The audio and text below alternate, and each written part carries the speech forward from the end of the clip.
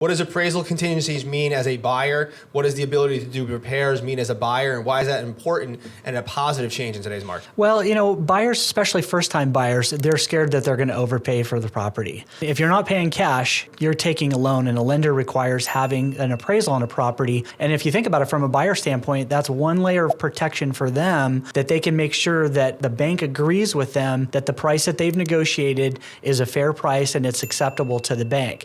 So if for some reason it doesn't appraise, let's say it comes in 10, 15 grand short, now that becomes a secondary negotiation point. So not just the price that you're willing to pay for it, but then the bank says, hey, we're coming in $10,000, $15,000 short. So now you go back to the negotiating table and be able to work that out. Whether it's you come up with a little bit more money or you split the difference, or maybe the seller is willing to drop that down. When it comes to repairs, before they didn't even have a shot, right? And you're like, don't even dare ask for them to fix anything because we don't want to get kicked out of here.